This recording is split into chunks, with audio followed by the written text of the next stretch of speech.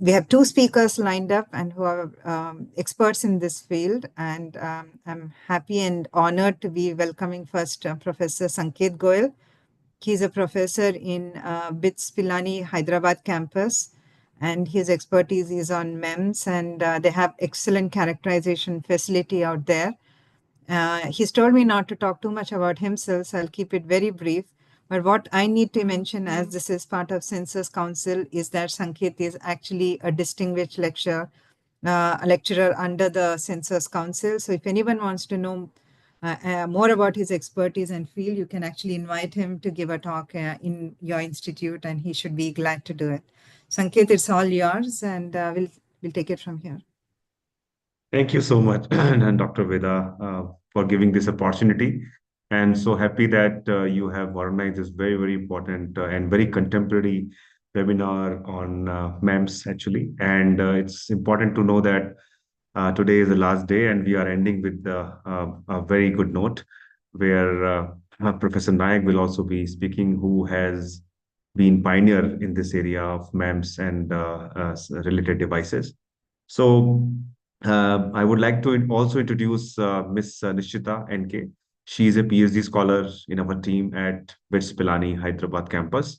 I hope Nishita can turn on her mic, her camera, and she will be available to probably provide her expertise in this domain. She has helped me to prepare all these slides, and I will request her in between to share her thoughts because she has been engaged, and majority of her time she's spending in the clean room and central analytical lab which we have in our campus. So today I'll talk about some of the work which we have been doing in developing MEMS and microfluidic devices, as well as a huge amount of work which we have been doing on characterization. I mean, I just thought to share the examples from our lab so that we can really justify and defend them a little more further, and that will give you a real life experience on not only how these devices are developed, but also how they are characterized so that we can take them further for real life applications. Yeah, so MEMS, we all know. I'm sure that during the course also we have been discussing what is MEMS, what are MEMS devices, and other related features. So of course, as we know that two terms, mechanical and electrical components, they put together, and that's how we call MEMS devices. So essentially, the idea is that how do we integrate the sensors and advanced electronics? And of course, it will lead to the micro electromechanical systems. So I'm sure that I just thought to bring these two features to ensure that we can come to the justification on why we are talking about characterization. When we are talking about so small and miniaturized kind of form factor, characterization plays an even important role so that we can understand that all the properties which we are envisaging from day one, we are really getting those properties when we are developing those devices. So I just thought to bring some pictures in terms of what all these devices which have been developed right here in BITS Pilani Hyderabad campus in our lab itself. And trust me that they really do not need a very high and sophisticated infrastructure as well as a lot of investment. I mean, just with very mild and humble investment, you can create all these devices. And it's just that you have to put together ideas, thoughts, and mind in a streamlined manner. So if you would like to understand more about it, please contact one of us and we'll be happy to help you further. But if you talk about it, all these devices have somewhere or the other characterization hidden into their development process. That's where something I would like to talk about. So this is the entire process flow of MEMS device development. And you can see that characterization is something which is one of the most important part of these devices. And that's where we'll spend next 15 to 20 minutes, how we can characterize and understand that they are aligned with what we have started with. So characterization is important to understand various different kinds of properties of not only materials but also devices. You can see different kinds of properties are mentioned here: structural, chemical, compositional, microstructural, physical, and so on. So all these properties are extremely important if you would like to really go to the integrated turnkey devices, and moreover for translation and commercialization work. So that's why the characterization plays an important role. So I just thought to bring a few things which I would like to mention, and I always like to mention in our lectures, that any microscopy is defined by three major facets. resolution, magnification, and wavelength. And we all know what is the meaning of resolution, and the resolution human eye is around 100 microns. And one important factor which I would like to focus is that resolution depends on wavelength very significantly. And that's why wavelength plays an important role when we would like to talk about how do we transit from a conventional optical microscopy to the electrical microscopy. As we all know that optical microscopy, the resolution, which is mentioned on the left side, the equation, is limited by the wavelength lambda. So, which means that if you bring down the wavelength lambda, you can certainly increase your resolution significantly. But you cannot really work with X-ray and gamma rays. We all know the reasons, and those reasons are mentioned on this website, on this slide. That's why we talk about how we can leverage electrons and how we can leverage the probing to understand the microscopy in lower wavelength regions. So this is one certain factor I would like to emphasize, that how and why we would like to use electron and probe microscopy to ensure that we get the best possible resolution, magnification, and wavelength, of course. So characterization are different types. I mean, they are mentioned here. You can see that there are tens of characterization techniques are mentioned on this slide. But I would like to focus on maybe three or four, although we have highlighted five, but really because of time, we'll only focus two or three. So they are extremely important depending on what you would like to achieve. Every characterization technique has its own facets, its own requirements, its own justification. But I would like to focus on two maybe. So the first thing is the material characterization, because as you can see that material is the baseline of anything you do. I mean, when you get up in the morning and when you go for the dusk, the entire day you face the materials, be different kinds of materials. So likewise, when you would like to make the MEMS devices, material plays an important role. And that's why the characterization which tells us the material property, including the crystal structure, their internal structure, their morphology, they all play an important role. Nishita, you would like to say something about this? Yes, sir. Okay, when it comes to the X-ray diffraction, mainly we need to focus on two things, main things. That is nothing but two theta spacing when it comes for the characterization and the D spacing. It is nothing but when the distance between the two atomic planes, particularly. So it explains the Miller indices. So we can go for HKL values, which gives for the each and every atoms how it has been structured.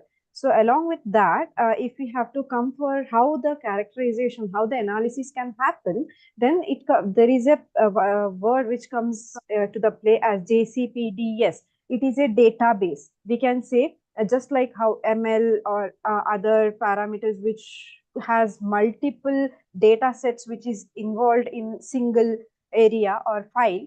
That's how it is Joint Committee on Powder Diffraction Standards. JCPDS is a full form. But here we comes, if we can see here the crystal structure determination JCPDS 75 dash 2078. It is nothing but exactly for the graphene material. Here we can say 75 is nothing but the area or it's area, it's a series number, we can say. For example, if we have date of birth as 26/12/1995, it is nothing but date and month and the year.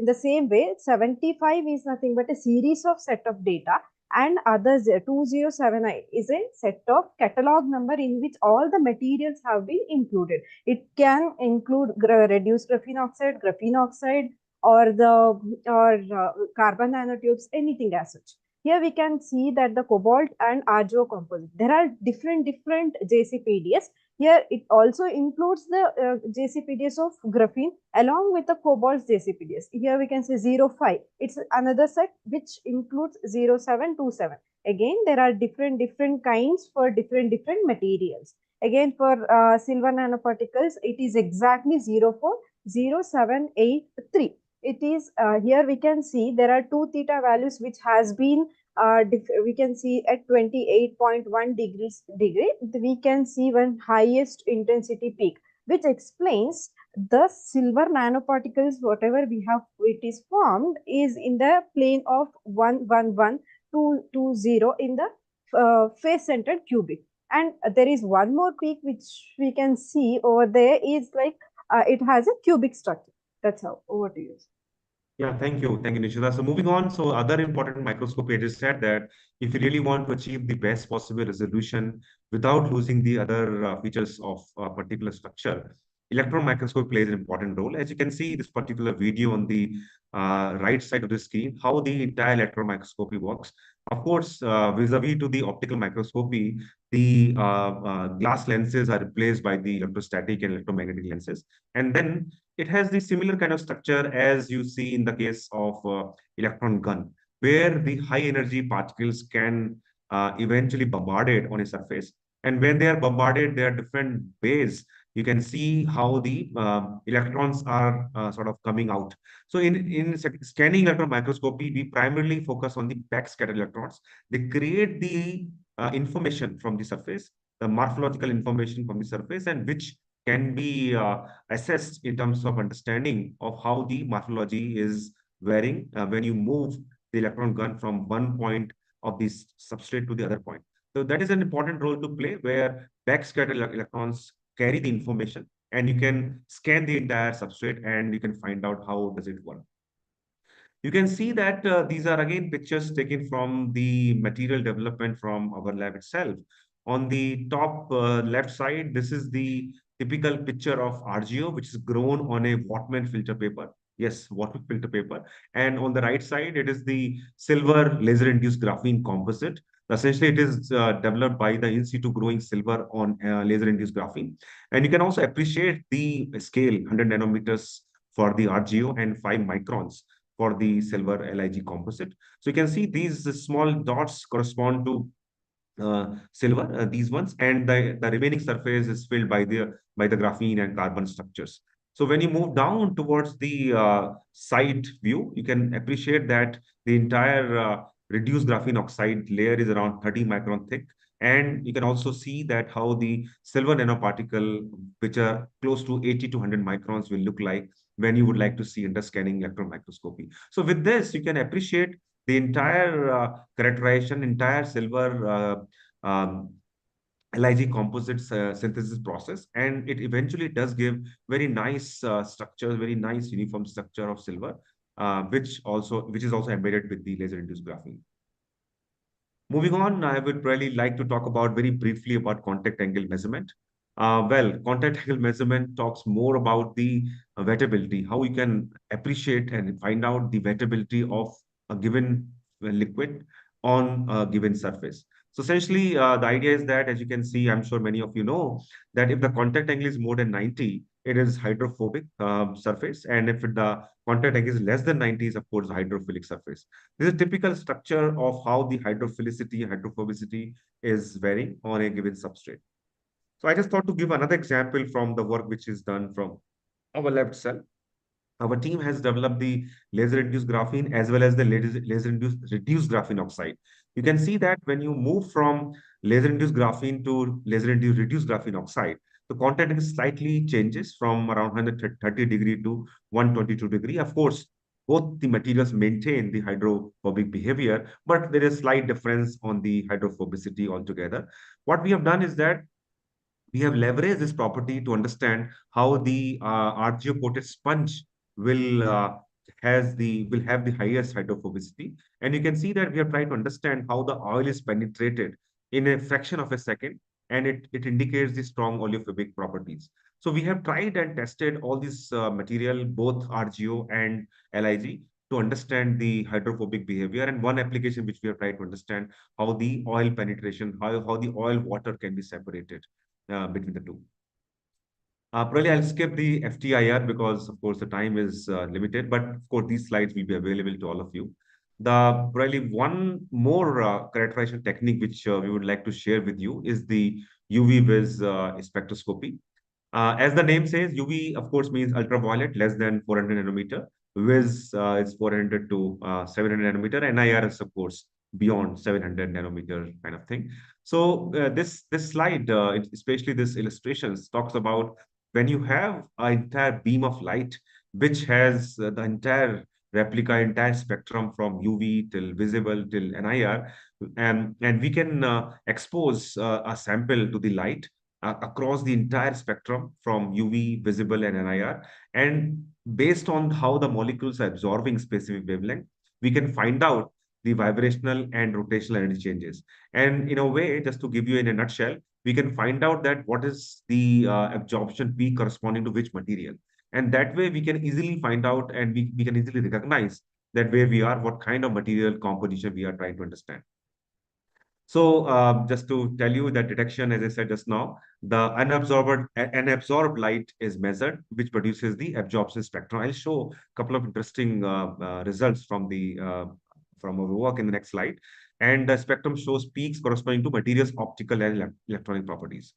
So if you see here in the top left graph, this is a UV-vis graph vis-a-vis to reduce graphene oxide, which was synthesized in our lab on a Wattman filter paper using a simple blue laser.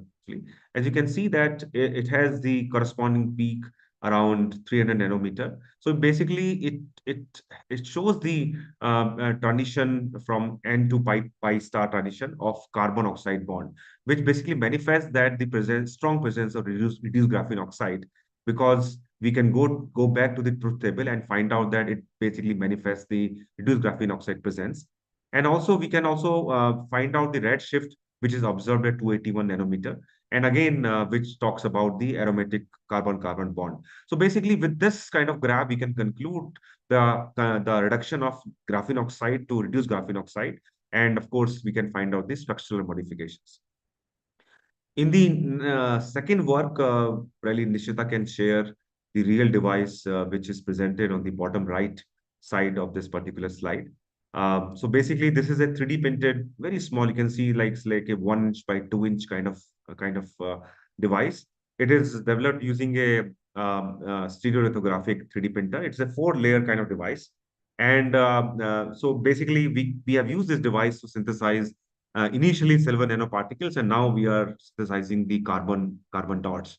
So what you can see here is that, of course, it has a long process how we can understand the microfluidic devices, microfluidic channels to inject the compositional materials inside it with whatever is required for silver nanoparticles. For example, it needs silver nitrate and NaBH4. So based on different composition, different concentrations of silver nitrate and NaBH4 and the flow rate, which we can control using the periphery pump, and we can find out how much size of silver nanoparticles we can produce. So basically, there are three major parameters: the flow rate, number one; number two, the concentration of AgNO3; number three, the concentration of NaBH4. You can achieve the plethora of window of the size of silver nanoparticles.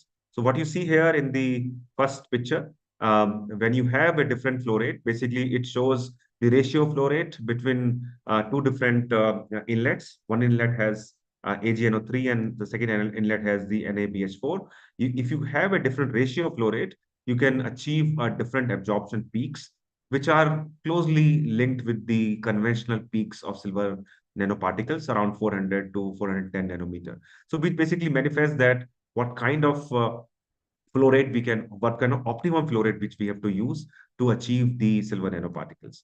On the right side, what you can see is that when you have different concentration of AgNO3, what kind of particle size which we can achieve for the silver nanoparticles. So, and likewise, you can also see that how when we vary the flow rate, what kind of particle size distribution which we can achieve from 77 nanometer all the way till 180, 170 nanometer. Likewise, finally, when we change the concentration of NaBH4, what kind of silver nanoparticle size distribution which we can achieve.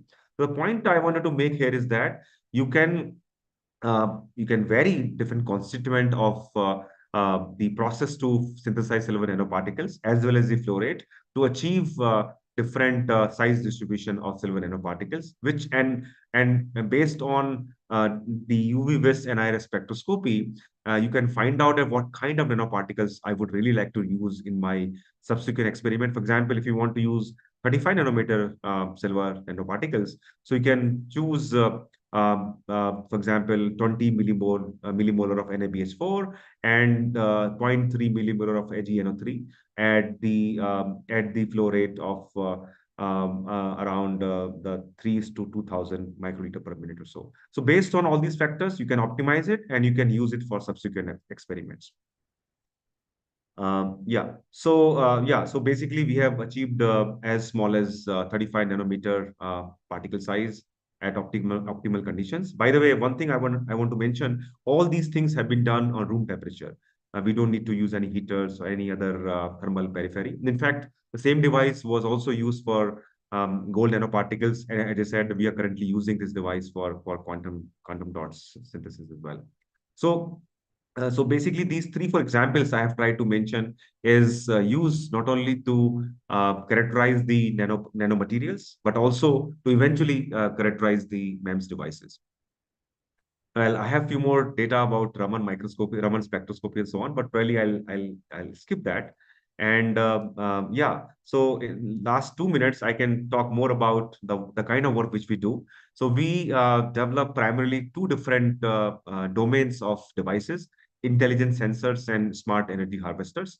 So in terms of sensors, we make all kinds of sensors, be it biological, chemical, defense, core, flexible, wearable devices, sensors for environmental, agriculture, food processing. So all kinds of sensors, because anyway, sensors has the transduction mechanism to convert one kind of transduction to another one. And we also work significantly on miniaturized energy harvesting devices with an idea to create a standalone cell-powered MEMS and microfluidic devices so that we can deploy them off the field and subterranean and hilly areas and villages. And in order to complete these devices, we need to use fabrication tools, and we use very simple tools, including 3D printing significantly. Also, we have in-house made direct laser writing, inkjet printing. We use a lot of graphene-based material to not only create devices, but also to create electrodes as well as the conductive materials. A lot of work which we do on paper, textile, and printed and polymeric devices. Also, in terms of detection, we use all kinds of detection techniques, including optical, including chemiluminescence, colorimetric, electrochemiluminescence, electrochemical, and so on. We have different facilities. We have a class 100 and class 1000 clean room, which also is used significantly to develop various MEMS and microfluidic devices. These are some of the multimodal sensors which we have been developed in our lab. And we can see that many different kinds of sensors, which are, of course, developed for translation research after significantly performing characterization in various kinds of characterization, which some of it I have already mentioned in my subsequent previous slides. Last but not the least, we have three spin-off companies from our team: Cleome Innovations, Pyrome Innovations, and Sensome Innovations. So they work in different facets of course, MEMS, microfluidics, and nanoelectronics. Cleome primarily works on DNA amplification and nucleic acid-based detection mechanism. Pyrome primarily works on optical detection as well as nanomaterial synthesis. And Sensome works on environmental, food, and agriculture monitoring devices. Thank you very much. This is our team. And on the bottom, you can see the pictures of our three major labs, which are there in BITS Pilani, Hyderabad campus. And although Nishita was quiet, but most of the work which was presented today was done by her. And I thank her as well as other team members from our lab. Thank you very much. And I know that I was quite fast and I could not cover all the tools, but I will share all this slide with all of you. And please feel free to contact one of us. We'll be happy to answer all your questions. Thank you very much. Thank you. Thank you, Sanket. It was great. And thank you, Nishita, for all the great work that you're doing and you'll continue to do. We'll take the questions at the end. We'll have our next speaker. The next speaker we have is Professor M.M. Nayak. He's from Indian Institute of Science, basically from Center for Nanoscience and Engineering, SENS, which is like a jewel in the crown for the country, not just for IISc. I do not know from where I should begin the introduction of Professor Nayak. If I've completed my PhD, it's thanks to him. He actually packaged my device. He was in my doctoral committee as well during my PhD days. And many people like me are actually mentored and nurtured by him. If he ends up writing his biography, I think it will go to 3, 4 volumes because the length and breadth of his life journey is immense, and it's inspirational for most of us who come from very humble background and to scale up and do. So he was working in the Space Research Organization of India earlier before he joined IAC as a emeritus professor, and he's actually developed from scratch the packaging lab in IAC. Today it has grown beyond anyone's imagination, and if we understand anything on packaging, it all started him as being the pioneer in India. Professor Naik, thank you for accepting our invitation, for being part of this great training program where you're going to nurture the next generation. Um, Please share your slides and enlighten us on packaging and testing. Yeah. Thank you, Dr. Veda, and very detailed introduction. Extra things also you were saying, you were telling. Okay, thank you. And I think the screen is visible. Yes, it is. Please, Yeah. you can go ahead. So again, thanks Veda for all the nice introduction, and also Professor Sanket Goyal for a detailed introduction on MEMS, which makes my discussions very easy. So I have with me Ms. Pavitra B, who is a senior facility technologist, is assisting me in demonstrating the various components of MEMS pressure transducer and explain in them which are being designed, developed, fabricated, and productionized at Sense AAC. I'll be brief in many cases, and also I will give Pavitra at the end of my talk so that she can demonstrate all those hardwares to you. Coming to the outline of my talk, there is a brief specification of MEMS pressure transducers. That's what I'm going to give you very briefly, and then the design briefs. Because of the shortage of time, I may not be able to explain very elaborately. But few MEMS manufacturing processes, die design and mechanical design, electronic design, packaging, testing and calibration, reliability analysis, derating analysis, FMECA, and qualification test results. Briefly, I will be discussing on that. And the long-term live testing, what we did, and few examples. That's what I thought. See, in challenges with aerospace systems to need the health monitoring, every one of we know. See, the space shuttle travels at 2,300 kilometers per hour and landing also at high speed. So nothing should happen to the sensors and it has to faithfully work. So same thing Airbus. Day to day you are seeing 871 kilometers per hour it moves, including a Ferrari car which goes at 340 kilometers per hour, and everything has to work in that. Nature, you see the Falcon dives at 320 kilometers per hour, and how the nature, you know, does this. And you see there is a problem, emergency landing, and a lot of jerk shocks and all. But still things have worked. Or in a turbulence in rainy season, or when there's a turbulence is there, a lot of we are afraid in any aeroplanes or in such things. So we pray God. Example, there is one problem and there is a go around. The signal is given and taken back. So it hit the runway and it is taking off. Or a bird strike or bird hit, the engine catches fire and high temperature and it has to land safely. There may be a hard landing and a lot of the jerks and the shock you can see it has to take care of. Or a JSLV or the big these Vulcan engine about mission is the problem. That's what we do it. And these challenges of aerospace, and that's what this the destructive command is given, and the rocket should not go to any land area. So how it is destruct on the ocean itself. For example, a successful mission like Chandrayaan or your moon mission or Mangalyaan or something like that, everything has to work till end. So the reliability, the stability, and the proper reading is very important.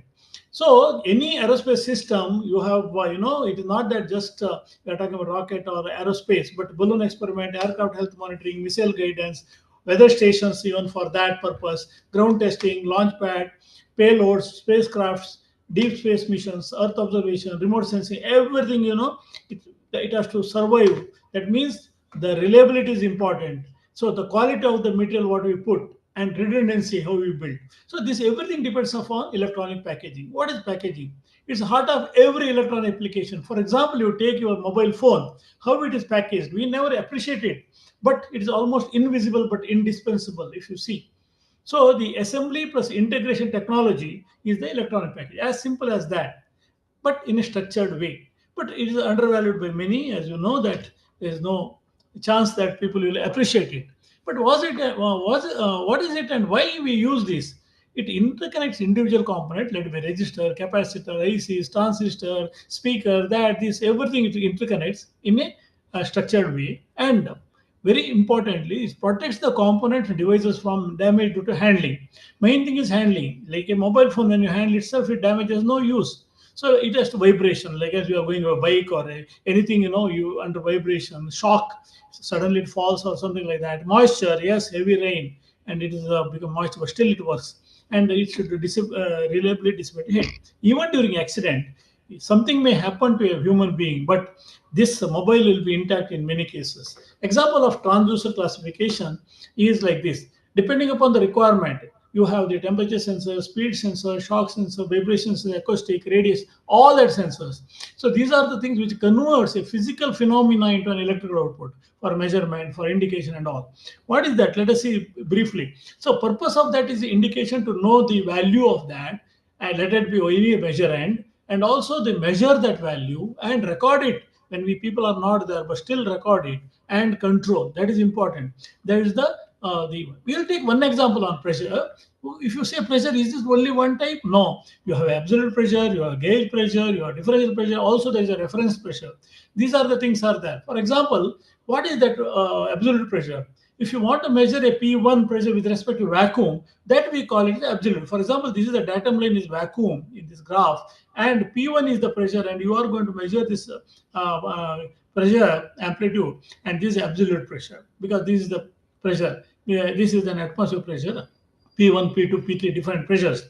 For example, you have an atmospheric pressure on the other side, and you measure this P1 with respect to atmosphere. That is called gauge pressure or relative pressure. That's what is here. You have the atmospheric pressure here, and you want to measure same P1. That is called gauge pressure or relative. It's a relative to atmosphere.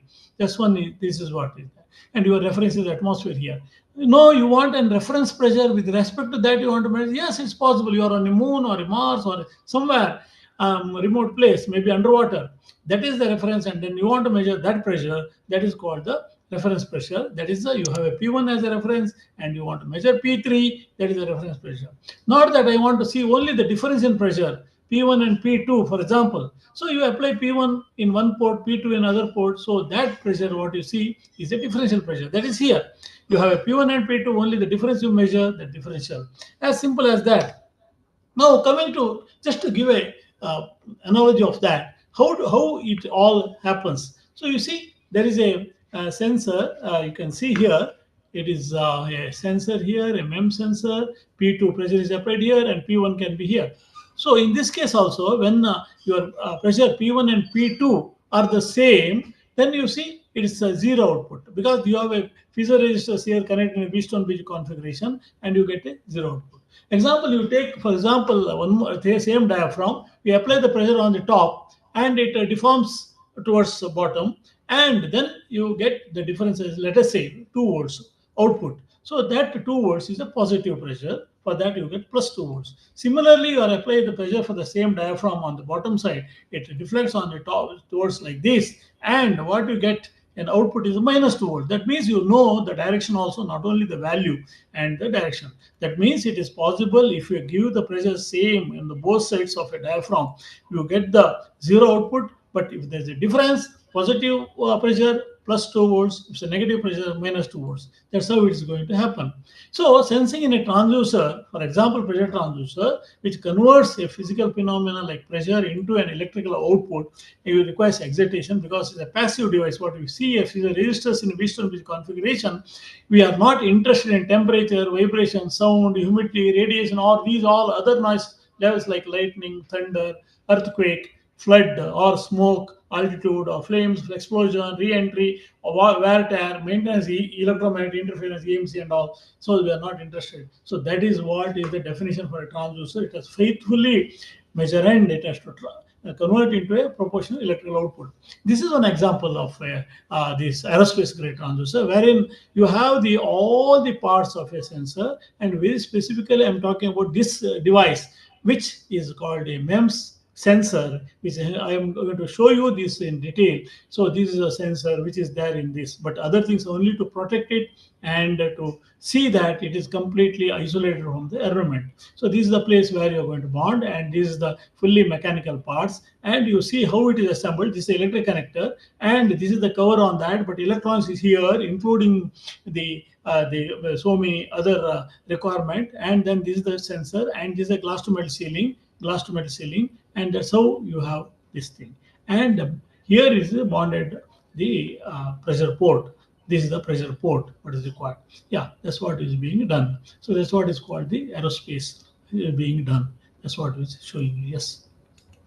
Then coming to the transducer manufacturing process, specifications. Yes, the specifications, specifically we know what is the specification. I'll be showing you very briefly what is the specification, how we design a sensor based on the specification, how we develop it in future depending upon the requirement and its application, then how we integrate each and every component, then how you go for packaging of that, then what testing we carry out, and what is that calibration means, and what is the qualification means. We briefly I'll be explaining these points. For example, the specification, there are a lot of specification, but let me take the very important specification. First of all, you want to know the pressure range. Is it the gauge pressure, absolute pressure, or differential pressure? That's important to know. Let it be low pressure or high pressure, but you should know what is the value. And what is the excitation voltage you want to give DC? For example, a Wheatstone bridge, it has to work for a Wheatstone bridge, and what is the voltage you want, and electronics for that, what voltage you want, and what is the supply current maximum you can feed. That's one. Then output voltage, what you want? Is it you want 0 volts for zero pressure and maybe 5 volts for output, whatever you want. So those you have to specify. Overpressure, how much it has to withstand, more than 1.2 times or 3 times, or what is the burst pressure you want, everything to be specified. And what is the isolation you want between electronics and the total mechanical structure, those things. Temperature withstanding capacity, -42 plus 65, like that. So overall accuracy finally is very important, which includes non-linearity, hysteresis, repeatability, and all that. That's very important. Now, what is the dimensions of that? Finally, you are interested in the dimension. If you want a miniature or a bigger thing, Petra is going to show you the various miniature size as well as the bigger sizes for aerospace application, which has so many protection devices, and also what material you use, what is the construction, is a welded construction or what is that. So all that, and finally the weight and what are the type of connector you use. That means the technology involved in this is from microfabrication of chip, which is already you have studied, and also you have seen that microfabrication and how it will be designed and all that. Then anodic bonding, because we have to make it absolute, so we have to bond we have to really bond one glass bottom of that. That is also anodic bonding. Then we have all the mechanical parts or CNC mechanical machining. We do that, and the die on these parts, the die attach. I'll be showing you later, and then. After the die attach, we use the ultrasonic wire bonding for taking the leads out. That also will be shown you, and then perylene coating and insulating coating on that.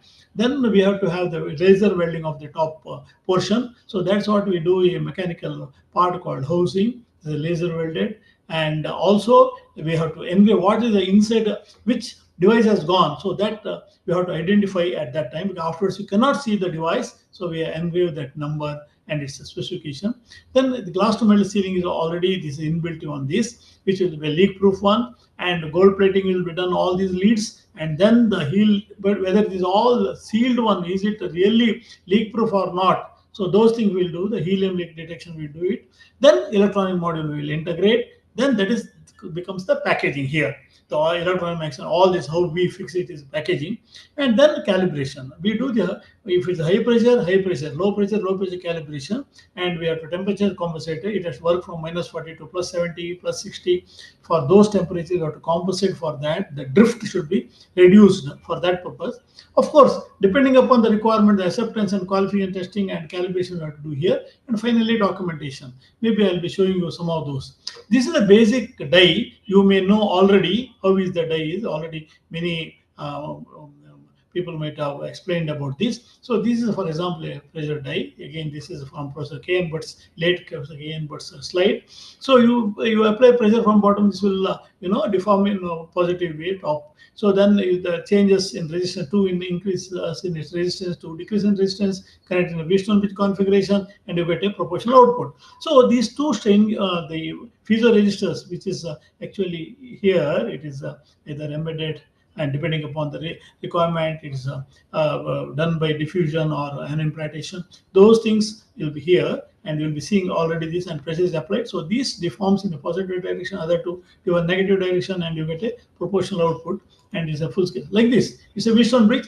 These two opposite arms will increase in resistance, R1 plus delta R and R3 plus delta R, whereas these two will decrease. So you will get a proportional output 4 times the change in the resistance delta R. That's what equivalent to that. So that's how you can connect the Wheatstone bridge configuration, and you see that for 3-bar sensor, the diaphragm thickness when you have calculated to about 10 microns only, and you can almost, it's like a transparent, and you see the stress and strain plot is here, the longitudinal strain and other things. And once it is fabricated, you will get in a wafer form, and that is actually anodic bonded with a glass, and because we want absolute sensors. And each, when it's a day, each day you can see such a small one, about 2 mm by 2 mm or 3 mm by 3 mm. That's all. So the front side of the image, if you see the full wafer after dicing, it is like this. So this is a chips are taken, and this is magnified here, and you see the 4 resistors in the Wheatstone bridge configuration, and backside is etched like this, so that you get a cavity. So depending upon the pressure range, the thickness varies, because I told you about 10 micron for 3-bar like that. For depending on the high pressure, that thickness will increase. Now coming to the, just to show you the sensor die wired on the header, it will be like that. It's wired because it's an open bridge. You get file its output file, so it is connected in the Wheatstone bridge fashion depending upon the requirement. And really, if you see, we go for the die attach first. So this is a thermally conductive or electrical insulating epoxy we use, and the die is attached on the header. Or sometimes we want only very simple one on a small PCB. Also, we can do that. And wire bonding is done either say ball bonding or the wedge bonding, depending on requirement. You can bond. One can use a gold wire of 25 micron depending on your requirement, or 33 microns of the aluminum wires one can use. And if you want as a mass production you want to do, or you want to do an automatic, the system also you can have. Depending upon requirement, you can wire bond, because one by one otherwise it's difficult to do manually to do it. And you want more strength for aerospace, you can have wedge bonding, which gives you here, if you go 7 to 8 grams, here it can go 12 to 13, 14 grams. So that's how we do it. And really, if you see the photograph of one of the dies which is done at our Center for Nanoscience and Engineering, it is like this. You have the real sensor, and it's an open bridge. You can see here open. So 4 resistors connected in the Wheatstone bridge configuration. Only this is for balancing and other compensation, temperature compensation. We keep it open. Now coming to the corrosive fluid, if it is a corrosive fluid, it cannot withstand the whatever is a pattern on the silicon. It may not withstand. There may be corrosion or erosion. For that, we put a this stainless steel diaphragm, which you see here, is a stainless steel diaphragm corrugated, and we weld it. So in this housing, it is called a small chamber, a oil chamber. It will be filled with the oil. This one, the ball and screw mechanism, we close it, and everything is welded. So that will be showing in the next slide, later slides. So here is the calibration. After that, everything is assembled. You have to calibrate and see what is the nonlinearity, what is the hysteresis, what is the repeatability, what is the stability, everything. So, for example, this 400 bar transducer, very high pressure transducer, you have to calibrate the 5 ascending, 5 descending steps, and what is the millivolt output comes, or voltage output comes after amplification. And we see what is the nonlinearity hysteresis, we'll calculate by method of least squares, best fit straight line method. Parallelly, we measure its impedance. We also will see the insulation resistance, how excitation will give, what temperature we measure, all that. All the parameters will be measured. Then we calculate the sensitivity, span, and maximum null net hysteresis. So it should be less than 1%. So you can see the some sensors, because MEMS sensor, it will be very zero point 0.1, 0.2, 0.3%, around that only it comes. So that's how we calibrate. And you have to give the final its complete dimensions with the thread details, with what are the leads are coming out, and what is that. This is one of the miniature transducer, but we have the bigger one also. I'll be showing you that. So complete specification of that to use it, and you have to provide. So whenever you calibrate any sensor, you can see a linear response for the MEMS sensors. Normally, if it's a non-linear, it is rejected. So you have to have a linear response, that is the pressure versus the output in millivolt when you excite it. Now, to amplify it, you can various amplifiers you can use, but we'll be using a ZMD 31050, which has a programmable gain amplifier. Depending upon your voltage, you can program it. You can do it within the limits, and you have a multiplexer because you want it. You have a internal temperature sensor, so it can also measure the temperature and compensate for that. So an analog to digital converter, a microcontroller, a DAC, that is a digital to analog converter, depending upon your requirement, serial interface or whatever output you want, analog output, all the output you can get in this case. And any adjustment you want to do, you can do based on the requirement, and you can program it. It's a programmable. So the protection circuit for harsh environment is like this. It has to protect not only from only the electromagnetic interference here, but also the transient, because the transients, even the lightning and other things, it has to it should not affect the sensor and should not burn off. For that, you have a transor, you have EMI filters, fail safe, reverse polarity. Somebody gets a reverse polarity, it should not damage. So for that purpose, the reverse polarity protection. Then you have DC-DC converter to give exact voltage to your electronics, and also temperature compensation you have to make that.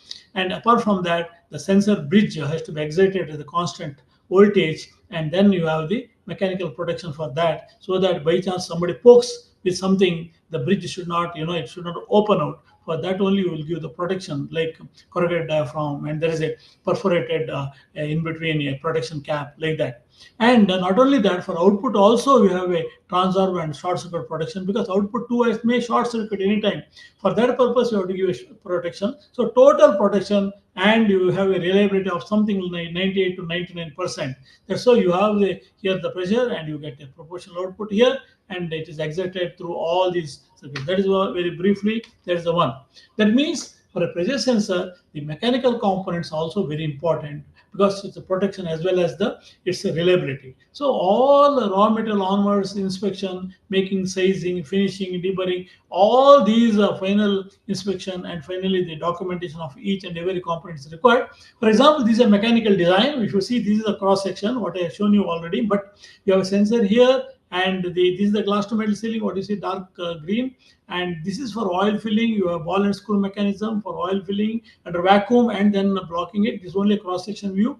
This is a pressure port from here, and you have the electrons here with the file for all these protection circuitry, and electric connector with the gold plated leads. That's why the aerospace standard. So you have pressure port, you have MEMS, you have housing, pressure pins, PCB, and all that together, and absolute transducer, which measures the like a cabin pressure of an aircraft. This is like this. For LCA, we have planned this one actually. This absolute pressure sensor, atmosphere pressure or gauge pressure sensor. The hole here, it is under atmospheric, and pressure can be measured with respect to atmosphere. This is the relative or gauge pressure. This is absolute, and differential, two pressure ports. So you want to measure the difference between two. Yes, all this is possible using that. How we do that? So you have a housing here, a metal part, a mechanical part of the stainless steel, and this is a corrugated diaphragm. What you see, the light green one, corrugated diaphragm, which is welded here using laser or electron beam welding.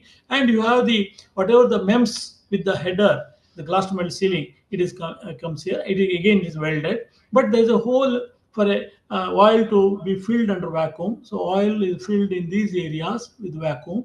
And what we do is, after filling under vacuum, we put a ball and screw mechanism and tighten it.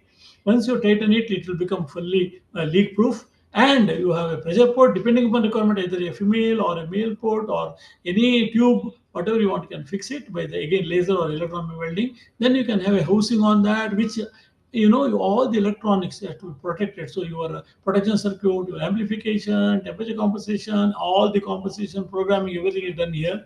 And you have for electric connector, again mill qualified, you have like that. So this is the total, everywhere is welded and fully hermetically sealed, absolute transducer. For example, this is the pressure sensor assembly. What you see quickly, so the MEMS sensor you have seen there going inside. Well, then this is the differential pressure port is already welded. All the joints are welded. You have electric connector here. One port P2 is here, P1 is here, and hexagon for wire locking for the rocketry and for aerospace application. That's how the simple assembly is done. And finally, you see that what you are seeing just for example, just if possible, I'll show you. Yeah, this is what you can see. This is the basic MEMS device which goes there on the header. So this is how it is. That's what becomes so. It looks so small, and that's very important. There's the heart and brain of the system. So that's how it is. Remaining is all peripherals required for the making it a full pressure transducer.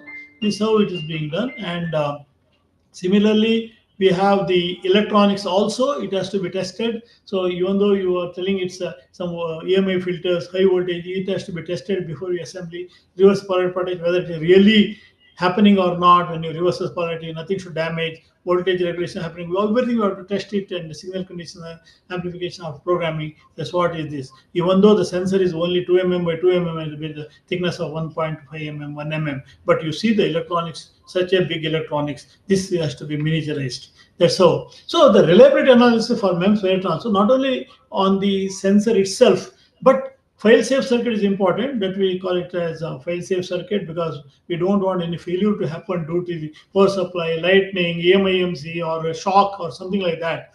And voltage regulator to regulator voltage, pressure sensing element, so all are having a reliability numbers, signal conditioning circuit, and connector, electric connector, all should be mill qualified and all that. So it's all should have a mill standard from this document, the reliability protection document, mill SDBK 217F we follow. As per that, you have to do the reliability check, and also calculate the life of the sensor for 5 years, 10 years, 15 years, based on the probability at 40 degrees centigrade as well as 65, both low and high temperature we have to do it. And then we have to calculate that. So for calculation again, this STPK 217F section 9.4 will help us. So we'll calculate based on the failure rate of each and every component. It may be a resistor or a capacitor or a transistor or a voltage regulator, anything. We take that failure rates, how is the thing, and then we calculate.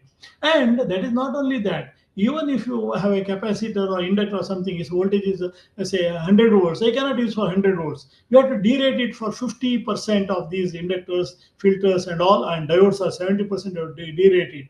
That means even if it's 100 volts, I can use it for 30 volts, up to 30 volts only for any diode in this case. Same thin film resistors, 30% derating is required. Similarly, you see ZMD, we are 80% you are derating it. So like that, you have to derate it, and then only you have to use it. That is very important. And failure mode in the critical analysis, when you do it, you have to see that each and every resistor, how it is derating. It is not only a 125 milliwatt city you can use. No, we have to derate it depending upon the requirement. So those things we have to take care of. Then FMECA, failure mode analysis for each and every mechanical parts. Let it be header, let it be header housing, pressure port, upper cover, interface joints, everything you have to see what is the function, provides the bonding cell. If there is a crack, what happens? If there is a breakage, what happens? If there is a leakage, what happens? If the thread is damaged, what happens? All things, criticality numbers you have to give. Based on that, you have to do the its analysis, mainly for reliability.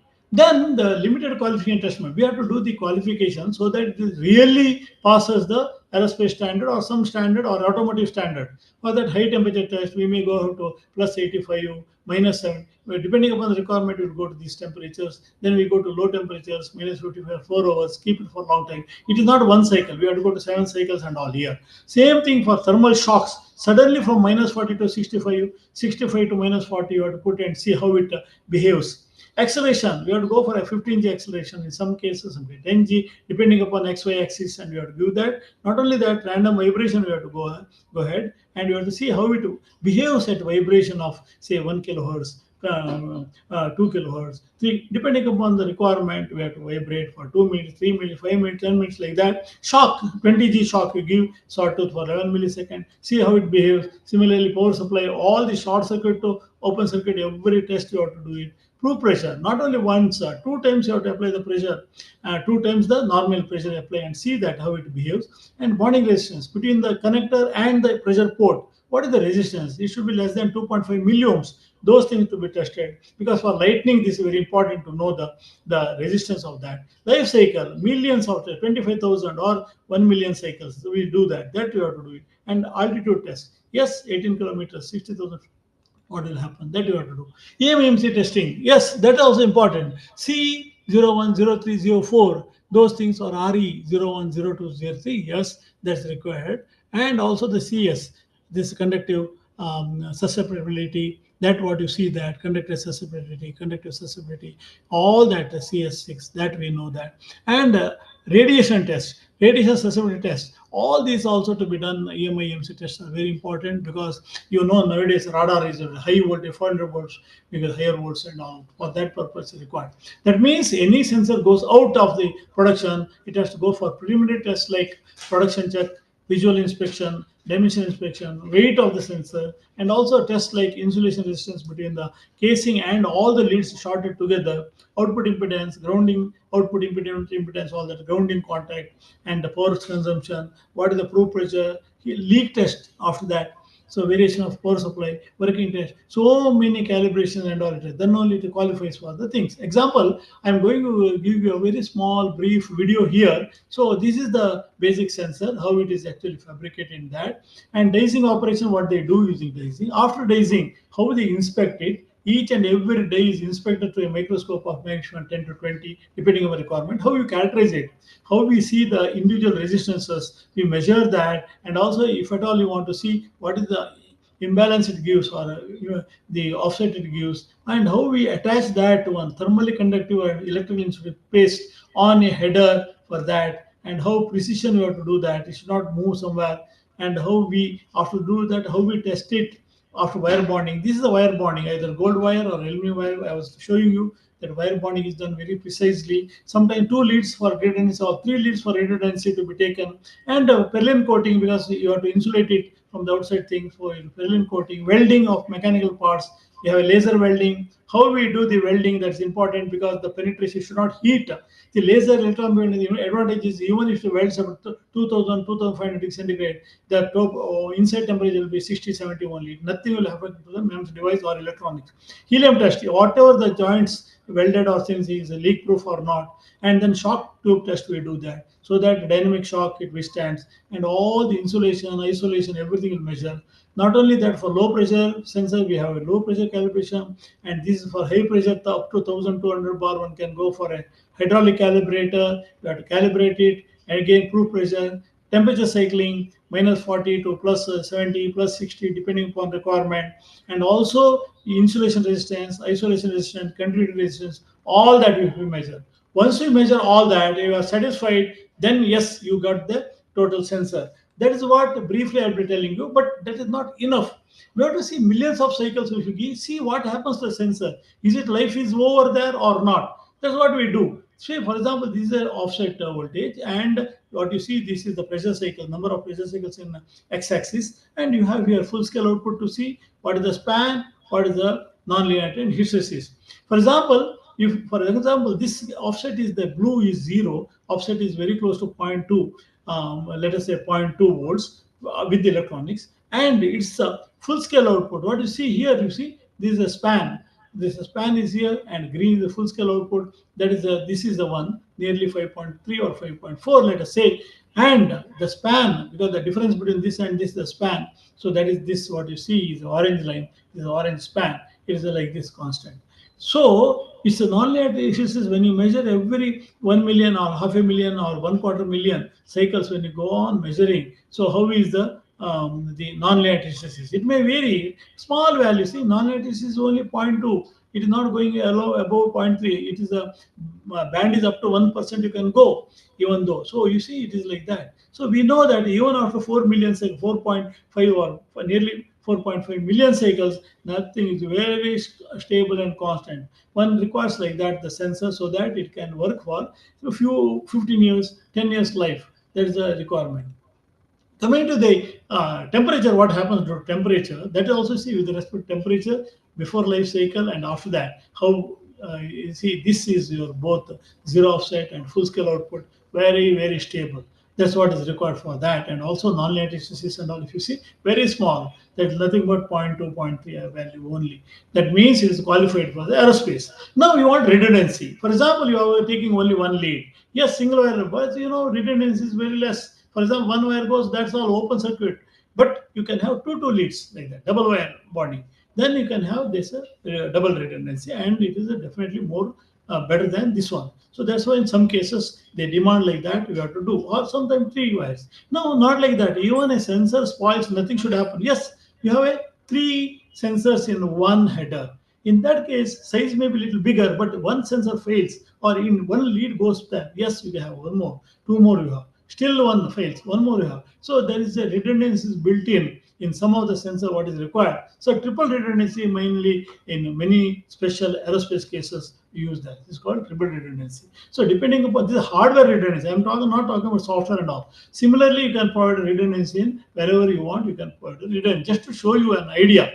Now you want to see. So far we have done the static calibration and all. Can we do a dynamic when you do a shock tube and then how it behaves with some other sensor when you behave. So the MEMS sensors are far superior than other sensors. You can see that the response is high and it is useful. That is done at SCL, Chandigarh. So these are pressure belt. For example, LC or any aircraft, if you want on the wing, what is the pressure distribution is coming while flying. So definitely you can have various sensors in the wings and anywhere you want. And when you fly, you can get this is a PCB on that. You mount the sensor only on that and straight away bond on that and definitely protect it and fly it. Spin off, just to make a hole in this MEMS pressure sensor device, a silicon device. Yes, you can use as a flow sensor. See the flow beautifully. You will get this flow. This is from SL Chandigarh. This is by one Dr. Jasprit Singh. He did this, and we got a very good result on flow sensor. So one can measure the flow also using a same precision with a making a small 130 micron laser drilled hole. You can make a heater, no doubt, because it's nothing but a resistor, piezo resistor. You can make a heater, you know that, or a set of things for some of the studies. This was done mainly array of sensor for wind tunnel study. So many 4 into 4, 5 into 5, so 25 sensors. So each layer by layer you can do that. That's what done by Professor Jagdish of our aerospace division. So that means we can do anything and whatever is required, it is possible to do with that. So basically, in summary, I have given you the specification brief and design briefs because including the how we manufacture things, process, and how we, these day design and mechanical design, electron design, how we do it. Very briefly, I told you, but it will take about 3-4 hours to explain each and everything. So then packaging, what is packaging? How you test it very briefly, and what is the derivative analysis? What is derating we do it? Why FMECA, failure mode analysis? What is the qualification test is which this is very briefly. Not only that, long-term life testing for millions of cycles, 5-6 millions. What happens to the sensation? Life is end or still it works. So you can see it works. So that is the MEMS device which will work throughout. So that's what. These are a few examples. Let me stop here and give it is open to Pavitra for demonstrating a live demonstration of all these components, which you can see physically, and I think then you'll understand. Then later we can have a question and answer. Thank you very much. Veda? Yeah. Yes, Professor. Yeah. So let Pavitra Yeah. complete. Yeah. And then we will take the question and Right. answers. Okay. Meanwhile, anyone who has questions, please start putting it on in the chat box, and we will take it up one by one as Pavitra explains.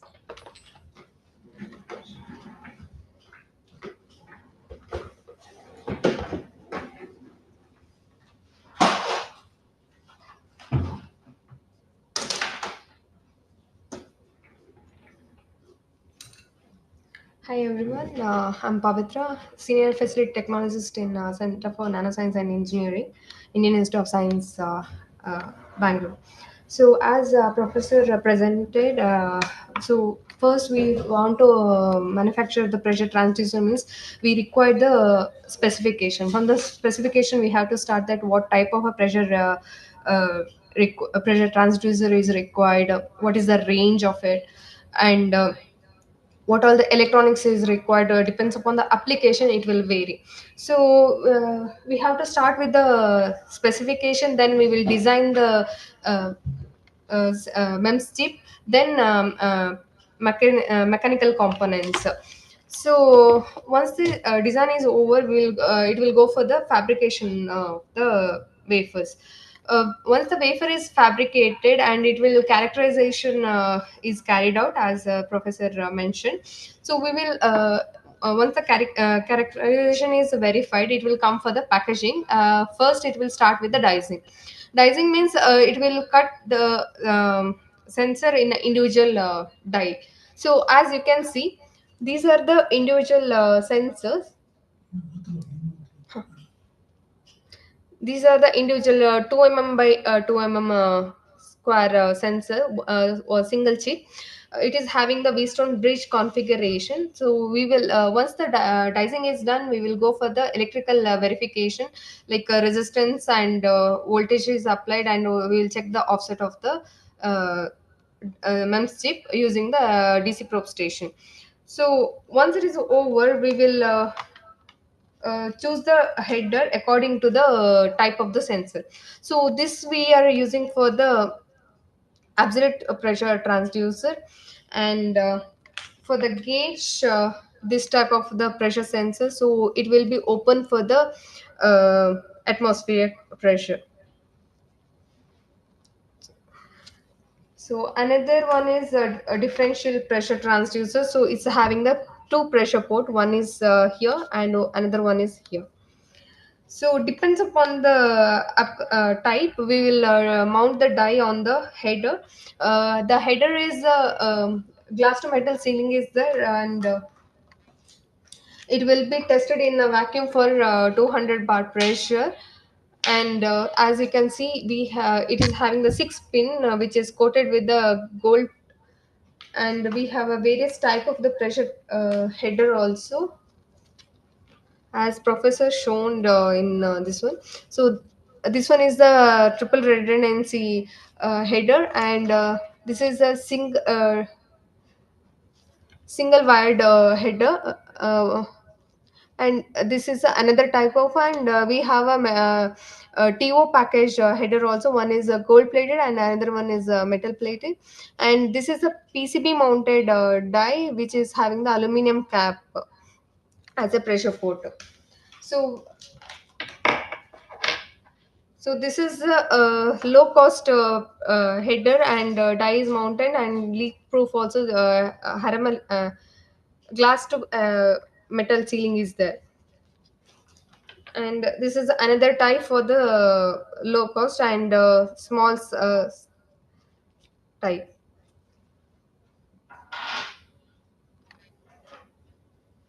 And this is another type, but depends upon the application, it will vary.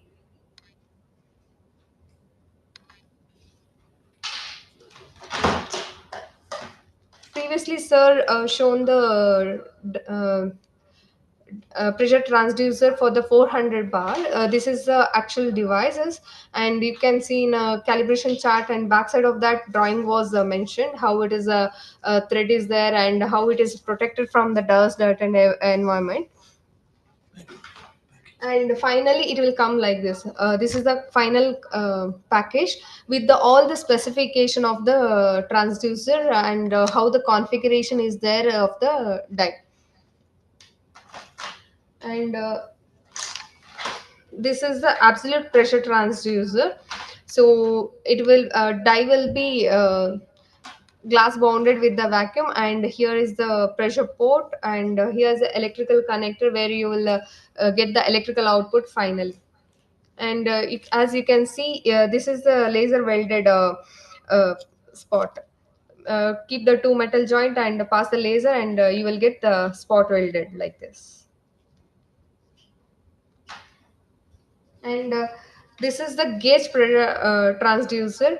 Here depends upon the mounting. This one thread will be vary, and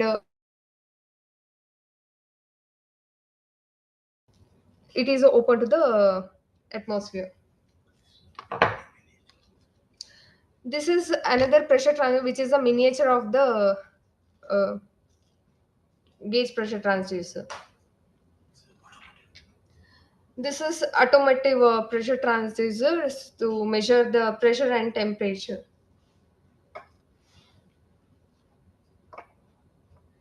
So, as Professor presented, this is the electronics with the EMI and EMC filters, and after mounting, which is sealed with the epoxy to protect from the radiations and other heat.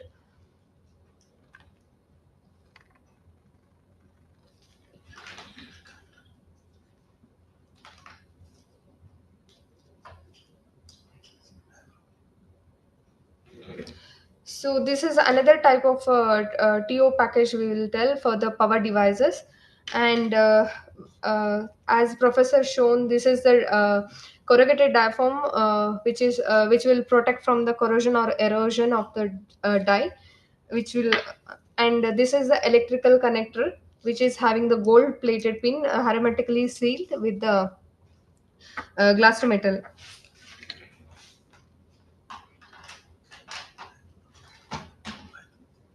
So thank you everyone. Uh, this is a low cost using this is a differential pressure sensor, low cost using the PCB. Thank you everyone. Thank you, Pavitra. Uh, is there any question anyone wants to pose for both the speakers, for either Sanket Goyal or Professor Nayak? We'll take very briefly few questions as we are definitely over time. I just want to tell all the audience here that as we go forward in 2025 for design submission, the three of us, that is Professor Goel, Professor Nayak, and myself, are mentors to different teams. And we will make sure that the designs that get submitted do incorporate the packaging aspects, do incorporate the testing aspects. Most times, what happens is the MEMS designers end up putting in designs which are not testable or which cannot be packaged further. That's not got any value at the end. All devices that will come on board for this design submission in 2025, we will have provision for it to be subdiced. We will have provision for it to be packaged if anyone wants to package it further.